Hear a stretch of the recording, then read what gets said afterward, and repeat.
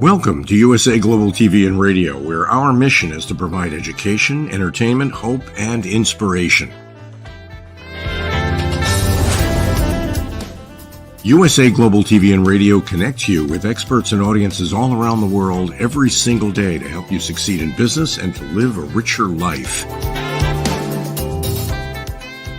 Visit us at USAGlobalTV.com to learn about career and life-changing training and mentoring programs like the Listening Mentor. Subscribe to our newsletter to stay informed about our special programs and offers. Discover how you can become a guest on one of our shows or a host or producer of a USA Global TV and Radio show of your very own. That's USA Global TV and Radio, where the doctor is always in.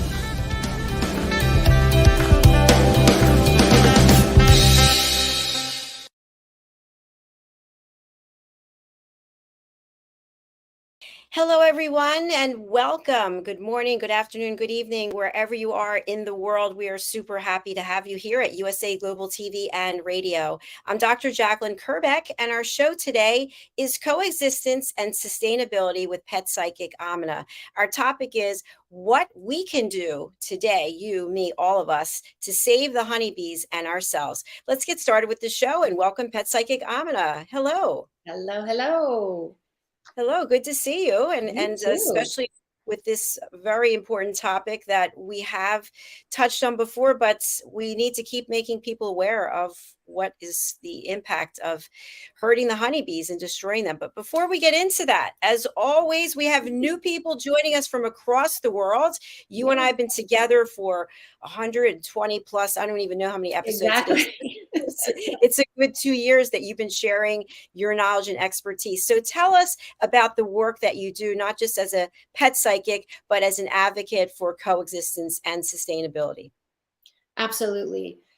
We can't have one without the other. You can't say that I want hamburgers and bread and juice and ice cream and not take care of how those things are made, how they are created.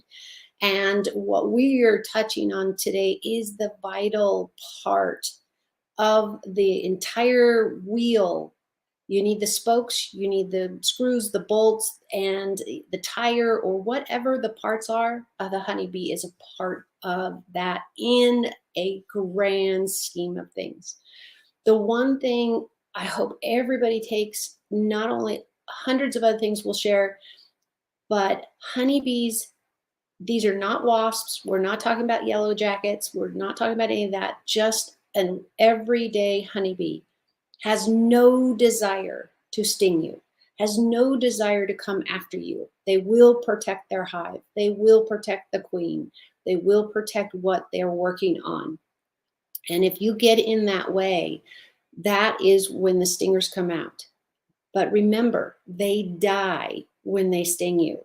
So if you take nothing out of this entire time that we're going to talk about just how magical these insects are, is remember, they're the ones who die if they bite you. Technically, it's stinging you. I really, really want everybody to hear that. They have no interest in us at all. Sometimes we're wearing a cologne or a perfume or something that attracts them, and they think, "Ooh, look, I found a different kind of flower."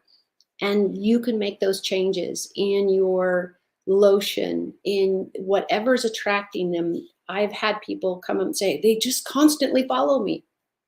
So I go back to, what kind of soap are you using? What kind of deodorant are you using? What kind of, something is attracting them to your scent, thinking you're the next greatest flower. That's a great compliment. Kind of scary for a lot of people, especially those. I honor you completely when you have allergic reactions to these insects. But please keep in mind of one thing. They understand that they sting anybody, they die. So that is not their first go-to or their second go-to. It is the last ditch effort, because they don't want to leave their queen hanging with less bees to clean up and make more honey and procreate, all of these things they want to participate in. They are not out to get killed or to be in a dangerous situation. So that's the beginning of the nutshell. Excellent. Excellent. Great points as always. And I'm glad that you brought that up, because I know for myself, until I met you, there's always that fear factor that when you see something or you hear bzzz, Ooh, especially yeah. those long hanging legs or whatever they are. So can you describe a little bit about just the physical appearance so that people can have knowledge about that? A honeybee probably looks different than a wasp or a hornet. Is that right? Yeah, they the wasps and the hornets are going to be larger in body. And it's really interesting. We've had so much Halloween in our lives that they really have all the long, some of them have wings, some don't, some have long antennas, some don't. Honeybees do come in different colors and size, and you can see the bumbles. They are black pretty much across with a little bit of yellow in them. That's a whole different kind of bee.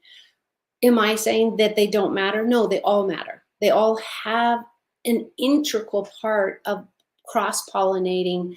What's really neat is I have had years of experience working with hives and working with youth and getting them to understand how important this is.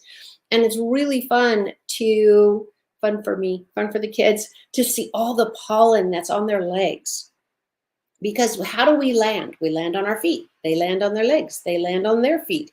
And that is what goes from flower to flower to flower to flower. And that's how the flowers become flowers. And then how the honeybee gets the pollen from one and goes to the other. If you are an avid gardener like I am, even now, I don't have a yard. I'm in a condo, but I have plants everywhere. So I love when they bloom. I love when they get new leaves.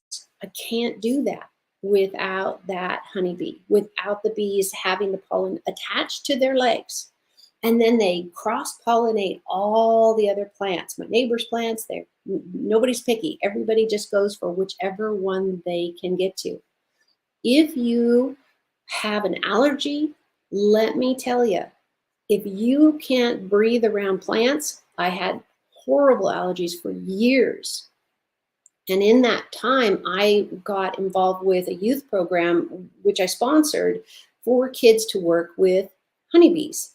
Got a beekeeper. He came out. We were teaching the kids all about how to be with them, how to wear the jacket, the little white suit, how to harvest it, how to taste the different types of honey. Because depending on what the bees are getting the pollen from, will make the honey taste different. So you can get a darker one, you can get a lighter one. That's what it looks like when you see it in the jar, is they have the different colors. It is a really fun way to get kids involved and say, they have no interest in stinging you. And what I was really fortunate, I had horrible, horrible allergies, sneezing at everything. And I'm a gardener, so it's really tough to constantly have to carry around that much Kleenex just to get through trimming or watering or pruning what's called deadheading, taking the spent blooms off. But as I consumed honey local to my area, this is really important, because Dr. Jacalyn, do you have any idea? I'm going to leave this as a quiz question for you. Why do I keep saying you have to have local honey? If you're going to eat honey, you have to have local honey. Why? Well, because the allergies that we typically have are from things that are in our immediate surroundings, and Thank so the honeybee, I guess, has is been visiting. taking pollen from that, and it is the best way. And it's so hard, a spoonful of honey. Oh, I'm dying. It's terrible. I'm going to get to eat all this honey. It's about having it just like a cold tablet or an antihistamine. So many of us are on pills and another pill, and let's just go get an allergy pill or a shot.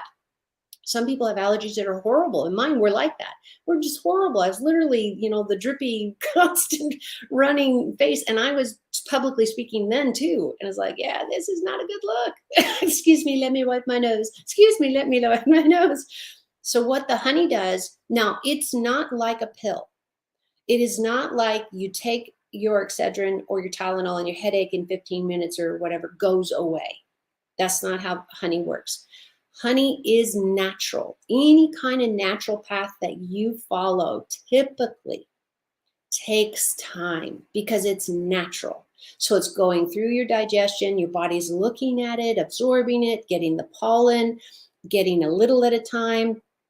If you have severe allergies, I highly suggest you find your local beekeeping association and find out what farmers market or some of the holistic grocery stores, like Trader Joe's and that type of thing, will carry local honey.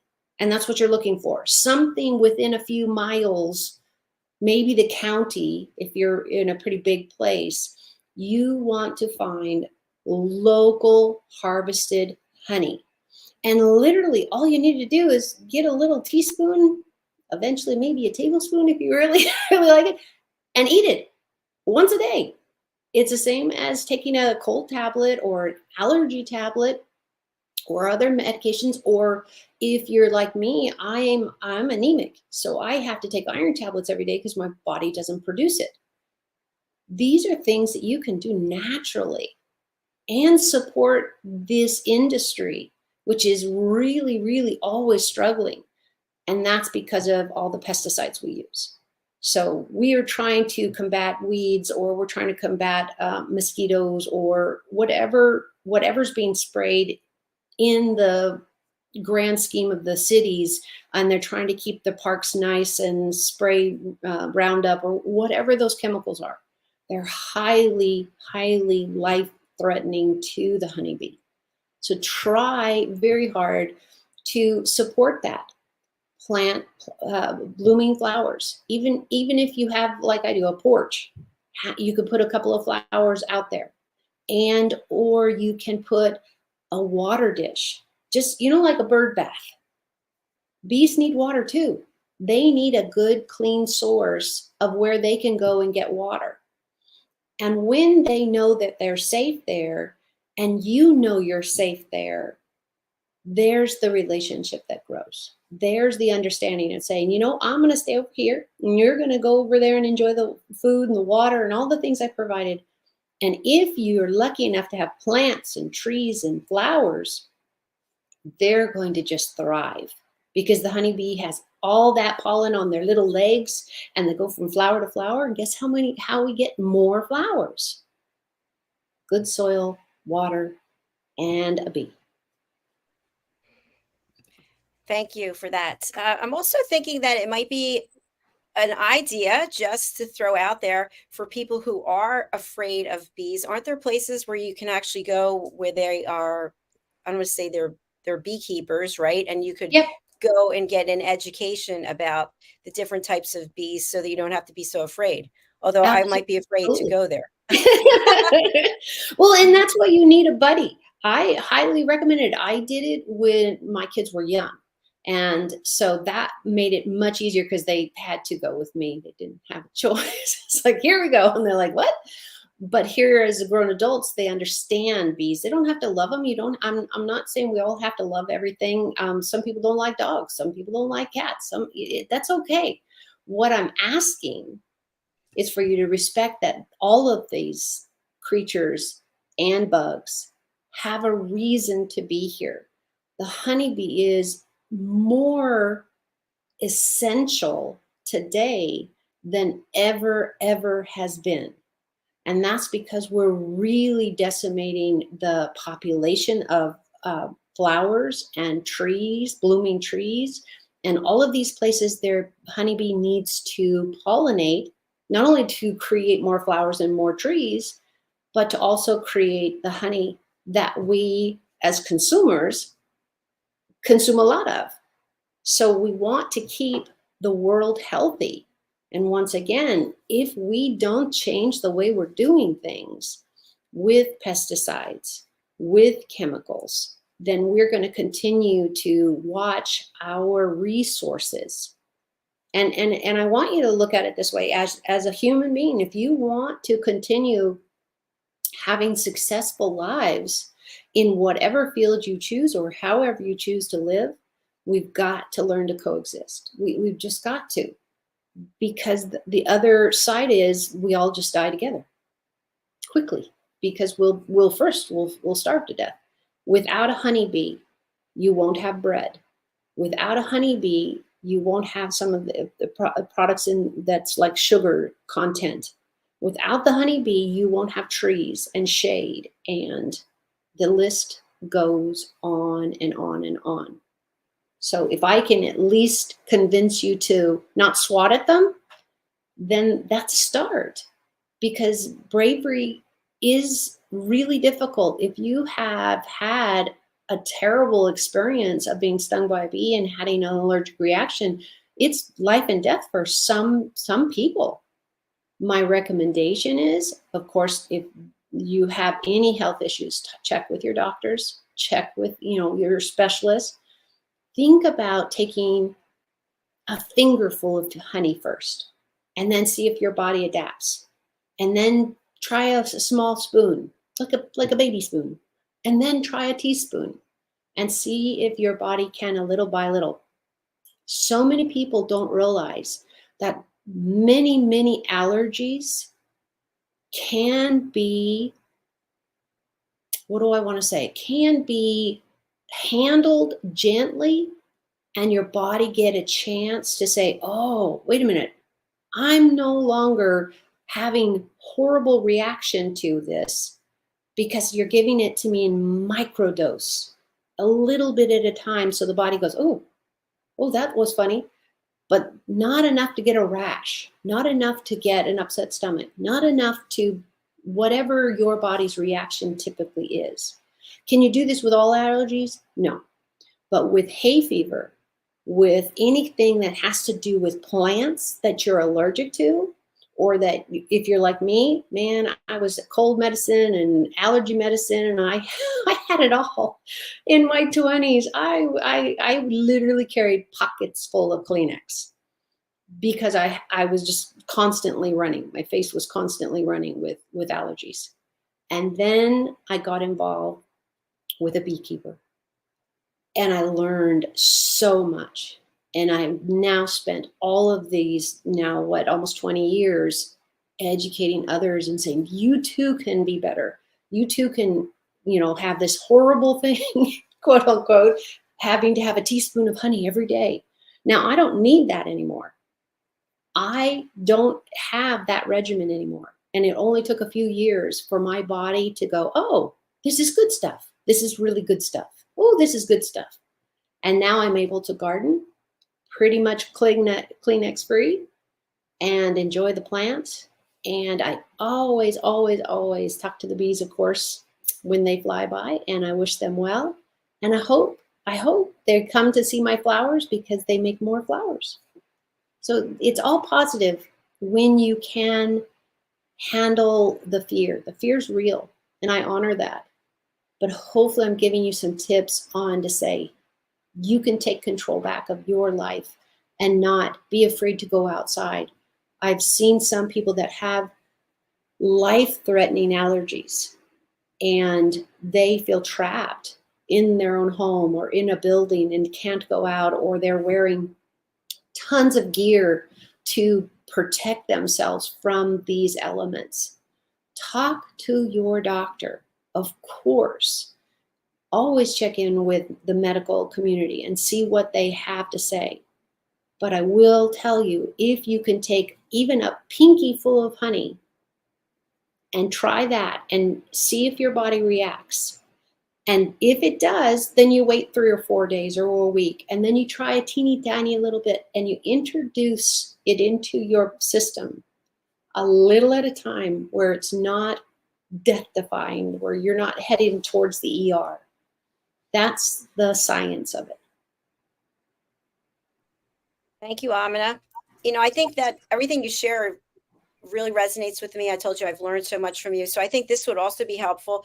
Let's say you are outside. This actually happened to me. I was on a paddleboard, and I was paddling against the wind. It was really strong. And this bee, I suspect it was one of the other kinds of bees, because it had those hanging things, and it kept going around me. And I'm trying to paddle against the wind. And, if you don't keep going, you can get really far back in the current. And so I just move my paddle, I was kind of upset. And then of course I could have fallen off, which I didn't. But what should you do? I mean, should you just stand there and let it land on you? Well, I mean, you could, because if in your situation specifically, you're out on a body of water. So it's not like you can say, hey, dude, could you go over to that tree? Because, Right. This tree's full. So what I would request everybody to think about, and we have to go where we're at in that place. Being afraid of something isn't bad, but if it is life-threatening, I would love for you to have tools to make a difference. So because the honeybee is becoming so direly in trouble, we're already there because of pesticides and farmers spraying too much of the pesticides, and it just blows. It blows everywhere. If you're a mile down from agriculture, you're breathing it. You're getting it on your cars, all the things we touch. So what I'm hoping to encourage everybody is, look at the bee, say, I bless you. And I know, Dr. JACALYN, you've done this, you've shared with me, and say, but please, you go over there. You go over there. There are lots of harmless ways you can do it. If you have a jacket, usually sometimes we all have light jackets, or you have a Kleenex or something. I'm just, this is brand new Kleenex. You just could do this, and the bee's going, what the heck is that? I'm out of here. Because they do want to survive. They don't understand honeybee is on instinct and drive, the way they were built. They're not over analyzing it. Hey, there's that carnivore and let's go see them. But we are seen as carnivores. So they will avoid you if they can, but sometimes they're exhausted. If you've got a bee that's out on the water with you, boy, that's a long flight home. If you can make space on the side of your canoe, or I've seen people run into ocean animals, and they've been, some of the stories I've seen is where they're all tangled up in, what are the 6-pack of sodas that have all the plastic that holds them together? These are getting dumped into the ocean and dumped into lakes all the time. And so many animals are getting stuck in those. So the bee is no different. If you can, let them, hey, you hang out there on the side of the boat, and off they'll go when they're rested. And if it's an ocean, the water is not even something they can handle or drink or whatever. And you can put a little cap and a little bit of water and see if that's what they need. But it's great when we understand that they have a really, really important reason to be there. And that's what I really want everybody to hear, is every insect. Now, again, I'm still putting it out there. Anybody understand why mosquitoes are? Please let me know, because I've experienced a lot of mosquitoes in my life, and I'm still trying to figure that one out. And God's intention for blood sharing, I'm not sure what they're doing. But honeybees have a ginormous, pivotal reason to exist. And that's really what I want everybody to please hear, that a honeybee, a bumblebee even, they all that little pollen sticks to their back legs and their tummies and stuff like that, depending on how deep they get in. And if you've never gone online and looked at the little honeybees when they're covered in pollen, it's hilarious. Because they just got fuzzy yellow all over them. And that's when they go to the next flower, some of that pollen comes off from the one, and they pick up another, and they go to another, and they go to another. So it's really vital that we understand that they have no plan at all but to protect themselves and their hive. Queen specifically, if they're protecting the hive, they're protecting everybody, but the queen specifically, just to keep the carnivores, which is how we are seen, and make sure that she survives, because then the hive can grow again. And that's really where it's at. Wow. just so powerful to be aware of that. So I think also when we are afraid, we emit some kind of energy or Pheromones. Yep, yes. yep, And yep. It's just like pheromones when you get it from a dog or a cat or anything. We all give out that stress pheromone. And so if you've had pets, I had pets, and especially when you see the dogs and the cats will look at you funny and then walk away going, I'm not having any of that. But a dog is a pack animal and they're going to go, oh, who do I kill? Why is mom or dad or everybody? Woo, why are they all so excited or stressed? Or all of you know what it's like when your animal knows what you're upset and they want to know how to fix it, especially your pack animals, specifically really talking about the pack animals. They're looking at you like, what's up?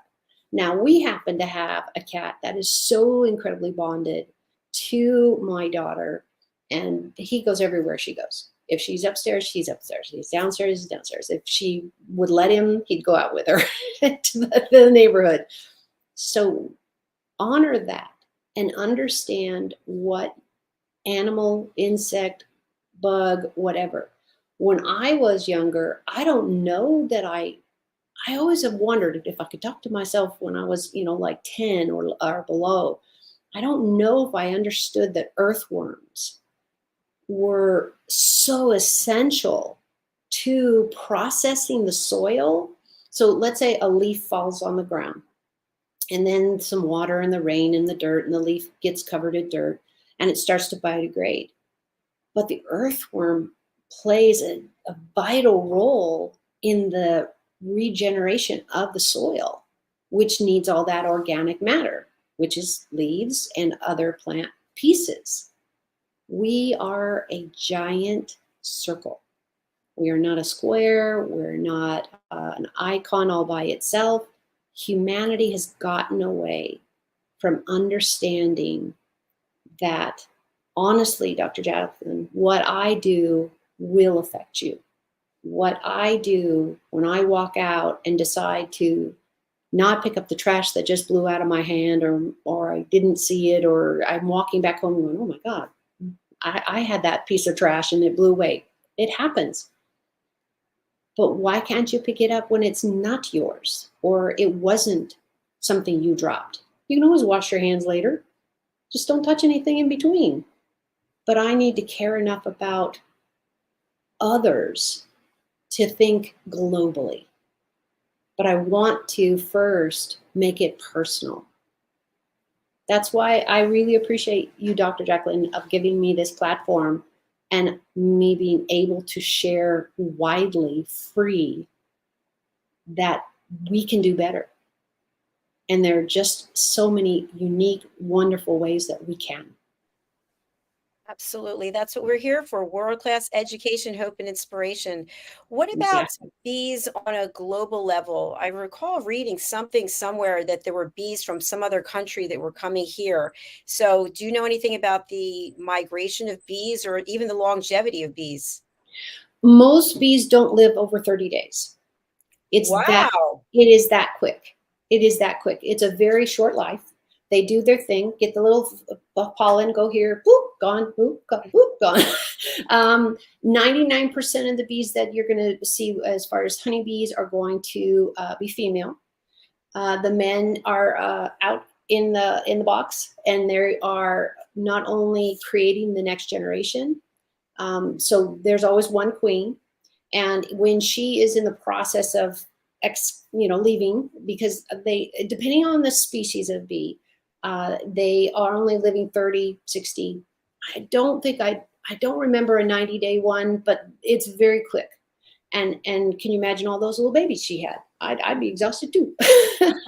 But the diversity is really important. So they really keep that going, and they'll have another male come in. They'll have all these other bees. Sometimes hives will join, and sometimes they will duke it out. So a swarm, I meant to pose this as a question. I think I'm too late for that. If you want to be around bees safely, yes, you can wear the suit. I've worn the suit. It's very, very safe. Got a little hood and little gloves and everything. And the reason why they're usually white is because it's a non-color. We don't look like a flower. We don't look like anything to upset the bees. The worst part to work on a hive is to get them all angry. Yeah, that's not good for any of them, because the stress alone is really detrimental to their health. And what beekeepers teach is, all of a sudden, if you see a swarm and it's like a little round ball and it's sitting on a tree, for example, on a bush or a tree or something like that, please don't touch them. Please, please, please don't decide this is your discovery day. Dr. Jacalyn, do you have any idea what that swarm, that whole little body of bees is doing? Protecting the queen. And why would she be out of the hive? She wanted to get some fresh air. Yay! Okay, that was really good. I said you were perfect. We couldn't even have planned that one. She is actually given birth. She has a new queen coming.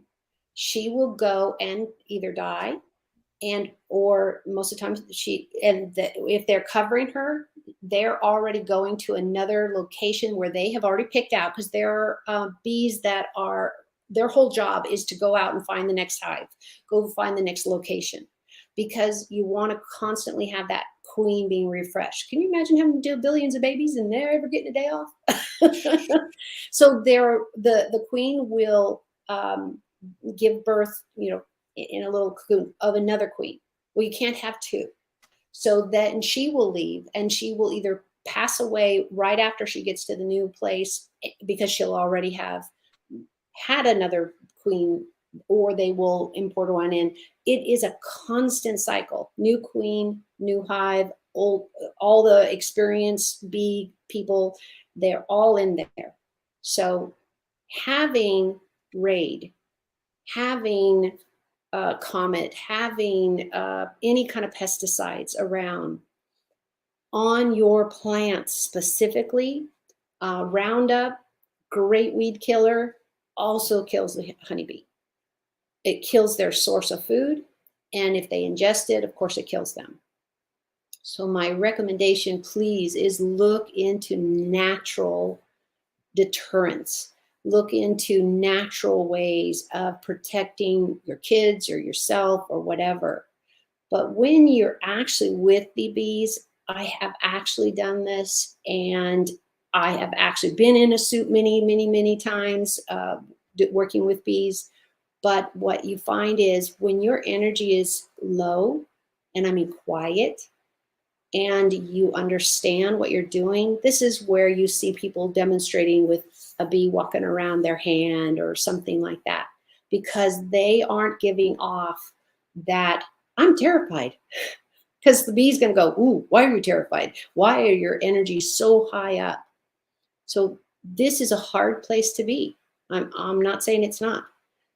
Let's say you have a bee comes land on your leg, and you go, oh, I'm highly allergic to bees. What do I do?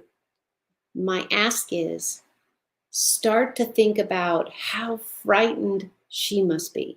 Going, wait a minute, this is not the hive. This is not the plant. Because sometimes we're wearing clothes or perfume or deodorant that has attracted the bee, thinking they're finding, the mecca of all plants and flowers, and they get stuck with one of us, carnivores. So please, please, please, if you can pick up a leaf, or if you have a pencil and you can put her on the little end of the pencil, you just walk her outside, especially if you're indoors. Bees indoors, not a good combination. And put them outside and say, hey, I know you're lost. I'm going to help you out and put you here. If you can keep calm, and it is a learned thing, if you can understand that she knows she will die if she stings you. So can you imagine how afraid a little honeybee has to be to decide that she's going to sting you in the possibility that she prevents you from finding or attacking the hive? There's the mindset. as best as I can do with science, because the bees don't really speak English. I haven't yet experienced them speaking English. It's like watching, for me, it's like watching somebody. Okay, so everybody who's been on our channel for some time know I'm a pet psychic. So I can hear what animals are saying. But we speak in English, in language, in sorts, sit, come, stay. Animals understand all that. So they can show me what they're talking about a lot. And I can see how I put it all together in sentence structure for me. It's like, oh, you're talking about, I had a dog once say, but I don't want that hole. I don't like the hole. I don't want the hole. And there's a whole day of talking about this bloody hole. And I'm thinking, what hole? Because for him, it was a reality. But it's like, dude, take me in your head, take me to the hole, because I can't tell your owner. He's afraid of the hole. And the owner's like, which one? And I'm like, oh, I don't know. Getting interesting now. Now we're kind of interesting. So honeybees don't have that capacity to say, you know, my hive's over there on the left. You need to go right. In their instinct world of little brain, this is what they're doing. This is what their plan is. This is what we're going to do. And we're going to make some honey. It's the way their body is. What we fail to see is they sting because they're trying to prevent decimation of their hive. They will sacrifice their life, because bees die when they sting. They will sacrifice their life for the greater good of the hive. So remember that. Next time you get afraid of the bee flying around you, try to see if you can ground yourself wherever you're standing, sitting, saying, and say, you know what? You stay over there, and I'm going to stay here. Let's say you can't move. You're listening to a lecture on the lawn, or someone got a bee into the classroom. The worst thing is to have everybody screaming, because the bee's like, oh my God, who died? Who's going to die? All you need is a little paper cup, scoop them up, a little napkin, take them outside, and it's all over. The bee didn't need to die. Nobody needed to get stung. And everybody's life goes on. So that's my big ask. Before you kill anything, before you go down the fear hole, which is really, really, really a big deal for a lot of people who are deathly ill by mosquitoes or bees or whatever. I used to have horrid, absolutely 2-3 pills a day allergies. And I was like, I'm not giving up working with plants. This is terrible though. I got to carry 9 pounds of Kleenex. That's why I was so motivated to not only get the youth program into understanding bees were safe to be around. It was our behavior that created the stinging, which of course they die. And that's not what they want. But if you have an allergy, go see your local honey keeper. Buy local honey. It has to be within, a reasonable amount of miles of where you are at living. And it's a slow process because it's natural. You can take a little teaspoon, you can take a little stick, maybe it's not, your flavor or whatever, because honey does come in different flavors depending on the plants that the bees are using. But if you eat a little bit of honey, a teaspoon, no more, just a little bit, not in something. You could put it on bread, but not where the honey is added to tea or coffee or anything hot. Do you understand, Dr. Jacalyn, why I say don't put it into hot liquid? No, tell me why. Because it cooks everything good out of it. It's like baking bread. You need that rise, you need the yeast, all of these ingredients, and then they make it all brown and yummy. Honey, on the other side, you put that into tea, it tastes lovely, but you've just wiped out all the benefits of honey in your system. You need it raw, you need it local, because you're going to be around plants and flowers that the bee's taking pollen from. So in order to have a great result, and it does take time because this is a natural thing. This is not Excedrin or Tylenol, and poof, the headache's gone. This is going to a local organic beekeeper where it's raw honey. They haven't spun too much of it out and left the pollen in. And what I suggest is you start with a teaspoon. And I mean, dip it in, and then you can pour it on later. But literally all you need is a teaspoon, a little bit of honey every day, and your body will decide how it's going to adapt. If you have a bad reaction, let's say you break out in a rash or something with the first teaspoon, okay, then you're going to bring it down to a drop on your finger, but your immune system will catch up. But please make sure if you have allergic reaction, either you can talk to your doctor, you can talk to the beekeeper, but what I've seen work is less is more. So do it slowly until you see how you react. If you don't have any problem with honey, go for it. A teaspoon a day. And it usually takes most people 3 months solid to really see the Kleenex need go down, the drizzly nose go down, the next pollen season, it gets better and better and better. At this juncture, it's been, I don't know, 10 or 15 years since I was taking honey on a regular basis. All my allergies are completely under control and have been for years, even though I've moved places and the plants are different in the different parts of California I've lived in. But yet the immunity to 99% of the pollen, I don't sneeze and cough and have a runny nose, all of that's gone. But it took time. So be patient with yourself. Give yourself the grace to say, I'm going to get through this. I'm going to try. But the key for everybody to conquer their allergies, it's got to be local.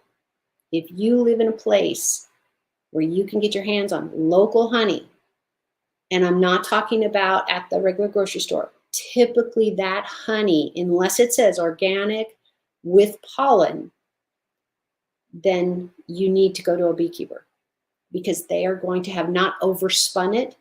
And this is just a process they do. They literally spin it and they make it less pollen in it like that. Okay.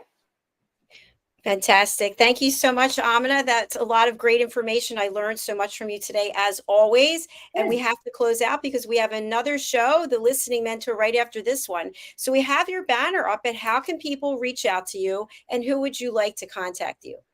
Absolutely.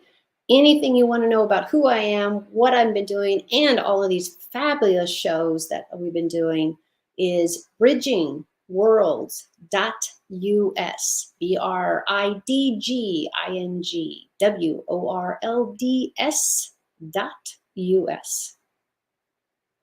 Thank you, thank you, thank you. All right, everyone. Thank you for being here with us. We're coming back with the listening mentor, Caroline Heward, and we have a very special guest. So that show is only for people who were elevated listeners like Amina and myself. So we have somebody who just joined our team, and we're going to be excited to welcome him with us. Wonderful. Have a beautiful weekend, and please do go over to our YouTube channel, USA Global TV and Radio, and subscribe. Bye, everyone. Bye, Amina. Bye.